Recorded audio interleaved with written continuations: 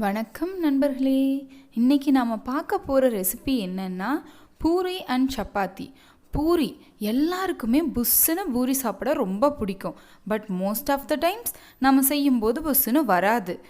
அது மட்டும் இல்லாமல் பூரிக்கு ஒரு மாவு, சப்பாத்திக்கு ஒரு மாதிரி மாவுன்னு 2 தடவை பிசைய வேண்டியதாக இருக்கும்.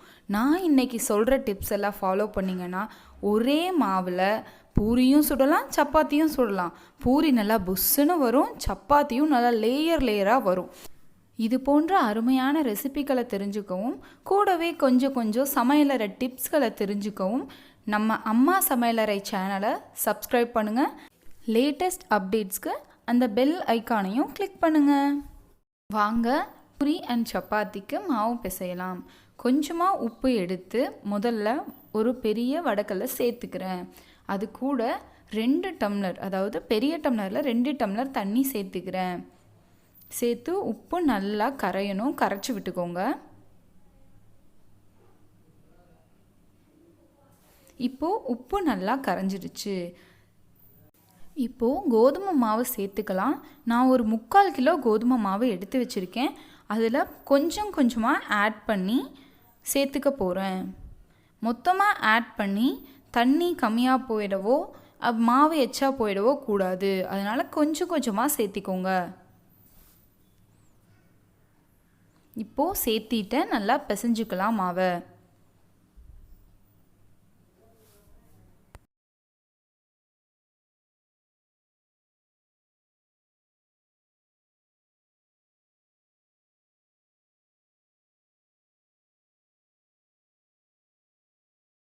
இப்போது பூரி சப்பாத்தி மாவு பதத்துக்கு வர்ற அளவுக்கு கொஞ்சமாக மாவு சேர்த்தி பிசைஞ்சுக்கலாம். இப்போது நல்லா பிசைஞ்சிட்டேன். இப்போது இதில் ஒரு 5 ஸ்பூன் எண்ணெய் சேர்த்திக்கிறேன். இன்றைக்கி நான் அதிகமாக எடுத்துருக்கனால 5 ஸ்பூன் சேர்த்திக்கிறேன். மேக்ஸிமம் 4 ஸ்பூன் ஊற்றுனாவே போதுமானது. எண்ணெய் சேர்த்து பிசைஞ்சிட்டு நல்லா பிசைஞ்சு விடணும். எவ்வளோக்கு எவ்வளோ நம்ம பிசைகிறோமோ அவ்வளோக்கு அவ்வளோ சாஃப்டாக பூரி வரும், உப்பியும் வரும். இப்போது மாவை நல்லா பிசைஞ்சிட்டேன். கையை வச்சு அழுத்தி பார்க்கும்போது இப்படி விரல் பதியிற அளவுக்கு இருந்ததுன்னா அதுதான் பர்ஃபெக்டான பதம். இந்த மாவை சரி பாதியாக 2ஆக பிரித்து ஒரு பாதியை பூரிக்கு சின்ன உருண்டையாக பிடிச்சி வச்சுருக்கேன். பூரிக்கு இப்போது தேய்ச்சி எடுத்தாச்சு. பூரிக்கு தேய்வது கொஞ்சம் லைட்டாக மந்தமாக இருக்க மாதிரி தேய்ச்சிக்கோங்க. அப்போ தான் அது உப்பி வரும். இப்போது அடுப்பில் வானிலையை வச்சு எண்ணெயை சேர்த்துக்கலாம். வானிலையில் தண்ணி இல்லாமல் எண்ணெயை சேர்த்துக்கோங்க, இல்லைன்னா தண்ணி வெடிக்க ஆரம்பிச்சிடும். இப்போது எண்ணெய் நல்லா சூடானதும் ஒவ்வொரு பூரியாக தேய்ச்சதை சேர்த்துக்கலாம். நான் தேய்ச்சி வச்சுருக்க எல்லா பூரியையுமே போட்டு காட்ட போகிறேன் உங்களுக்கு, பாருங்கள்.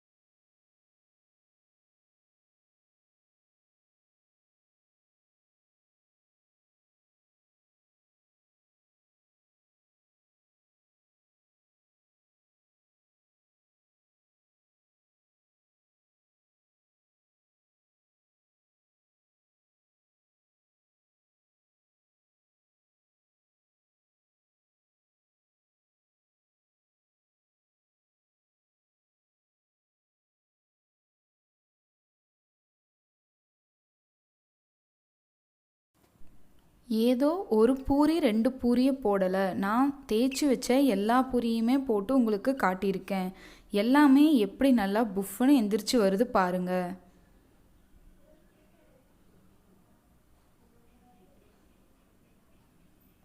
சூப்பரான பூரி நல்லா ரெடி ஆயிடுச்சு. இது உருளைக்கிழங்கு மசால் கூடயும் தேங்காய் சட்னி கூடயும் சேர்த்து சாப்பிட்டா ரொம்பவும் சூப்பராக இருக்கும். இப்போது லேயர் லேயரான சப்பாத்தி எப்படி செய்யலான்னு பார்க்கலாம் வாங்க. இப்போது சப்பாத்திக்காக தனியாக எடுத்து வச்ச மாவை நல்லா பிசைஞ்சுக்கிறேன்.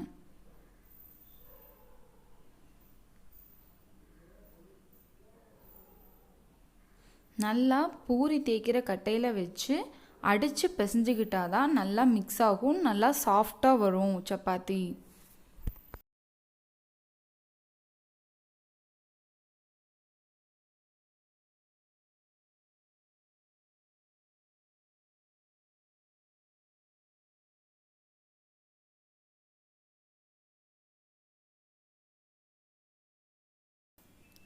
நல்லா பிசைஞ்சாச்சு. இப்போது சின்ன சின்ன உருண்டைகளாக பிடிச்சு எடுத்துக்கலாம்.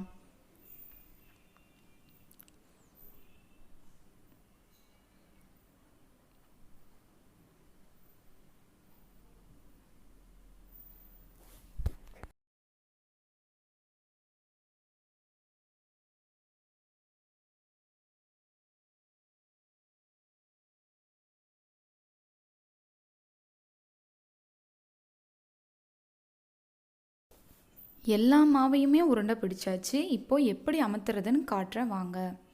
பூரி புஷ்ஷுன்னு வர்றதுக்கு அந்த மாவை பிசைகிற பதத்தில் தான் இருக்குது.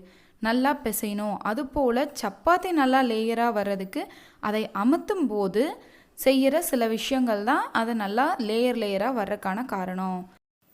இப்போது சப்பாத்தியை ஒன் சைடு நல்லா தேய்ச்சிட்டோம்.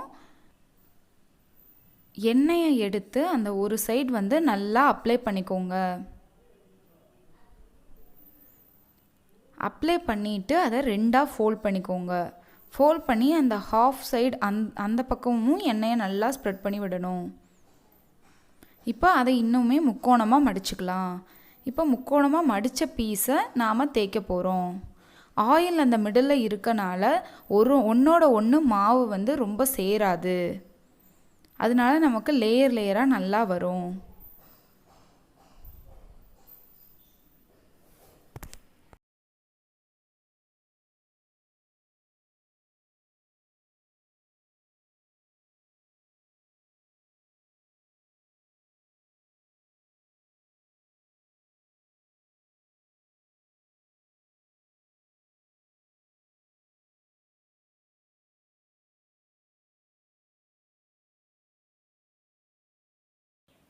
இப்போது அடுத்ததையும் பிசைஞ்சு காட்டுறேன் பாருங்கள்.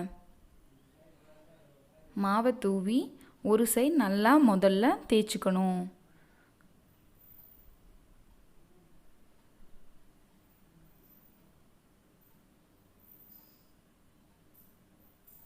இப்போது தேய்ச்சதுக்கப்புறமா எண்ணெயை வந்து நல்லா ஒரு சைடு அப்ளை பண்ணுறோம்.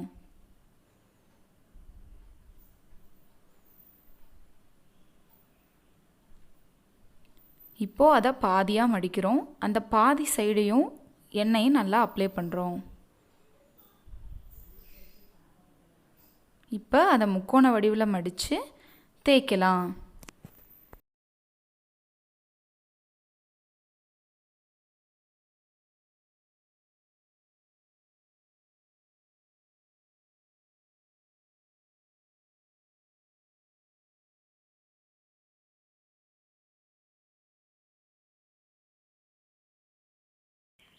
இதே மெத்தடில் எல்லா உருண்டைகளையும் தேய்ச்சி எடுத்து வச்சுருக்கேன்.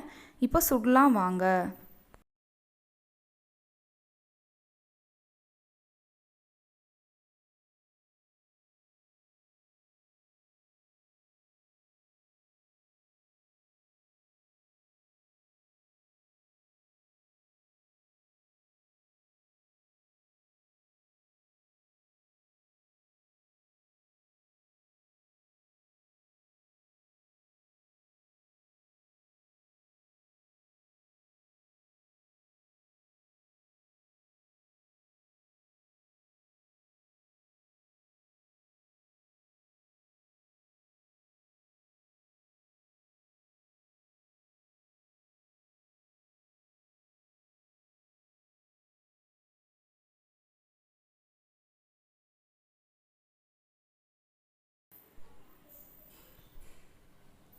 பாருங்க எவ்வளோ நல்லா புஷ்ஷுன்னு எந்திரிச்சு வருது.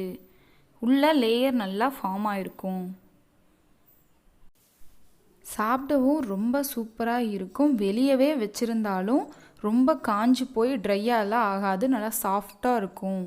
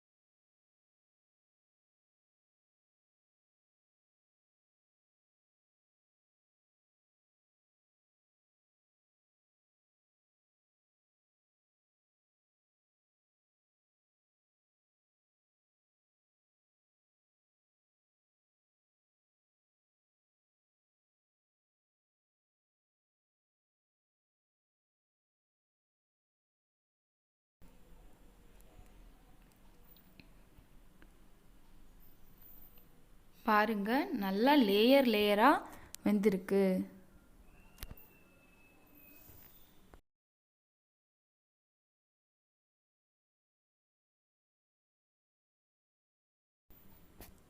நான் தேய்ச்ச எல்லா சப்பாத்தியுமே போட்டு காமிச்சிருக்கேன். எல்லா சப்பாத்தியுமே நல்லா சாஃப்டாக லேயர் லேயராக வந்திருக்கு.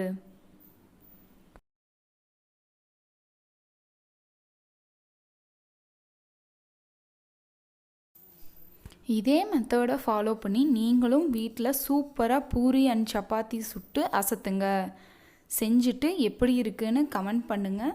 நம்ம அம்மா சமையலறை சேனலை சப்ஸ்கிரைப் பண்ணுங்கள். அந்த பெல் ஐக்கானையும் கிளிக் பண்ணுங்கள். தேங்க்யூ.